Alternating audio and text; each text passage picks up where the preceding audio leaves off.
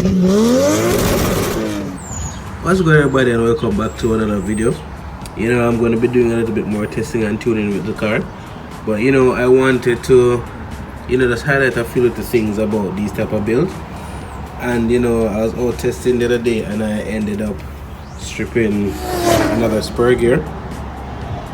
And the biggest thing that I wanted to highlight with this type of thing, especially with stripping spur gears, is that you have to make sure that your meshing is set at the right I could say mesh, because that's one of the biggest issues that I have with this build, is that sometimes, depending on the pinion gear that I'm using, sometimes I end up stripping the gears out, but also sometimes, depending on how you also ramp in the power, that sometimes also causes gear stripping. But apart from that, people always keep coming in the comments and asking what kind of tires I'm running and stuff like that. And guys, I do have videos out about this setup, but again, for my new viewers to really be in depth, I'm running some Formula 1 tires, and these are custom.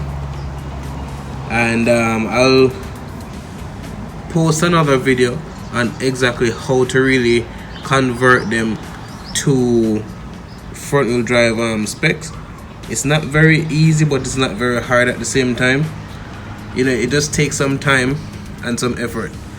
We really need to get some tires dedicated for this type of scale, because it's really hard making these tires work.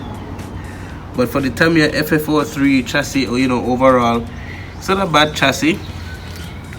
It's not really ideal for drag racing really, but it's going. There are a few weak points and spots in it that I'm trying to really get sorted out, so it can really handle the amount of power that I want to put on it. But so far so good. So one setup that I find that has been very you could say vital to bring back the car to the time that it was, is adding weight, as I said before. But no matter what I do, I end up coming back to having the weight directly dead center at the front there.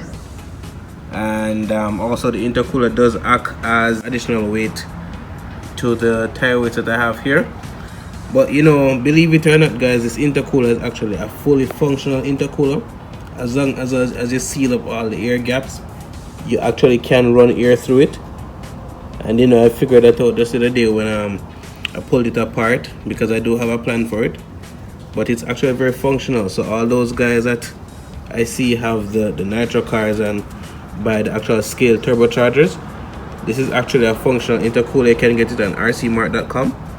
So yeah, that's that. But as I was saying before, that it takes a lot to really get these cars up to speed or to the ET that you actually want it. And especially with only the front wheel spinning, you have a lot to catch up for.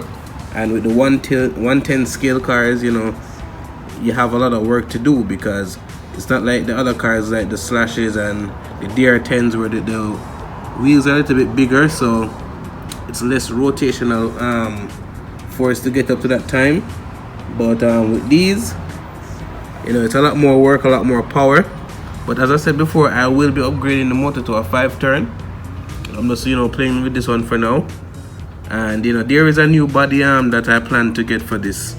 But I'm dialing in the car with this, or the chassis with this, and then we'll do that upgrade. Also change the bonnet here to something different. It's way lighter than the one that I had before. So I'm reducing some weight and adding weight at the same time, but putting it in the right places, what I'm saying? So if you're new to the channel, welcome. Like, share and subscribe. Stay tuned. Really trying to get this car down to at least a 3129, guys. Then I'll change the body and we'll go from there. But there are a lot more things that need to be done with getting this car reliable and fast. So far, I have a tune on it, and the tune is not too bad. I'm going to keep it there and try to dial it in little by little. I want to also change the oil, the shock oil, to a little bit more stiffer settings, so I want to probably get maybe like 90 weight shock oil maybe to really get the back arm a little bit harder, so the car don't really go back too much when it's launching. So we'll see, guys. Stay tuned.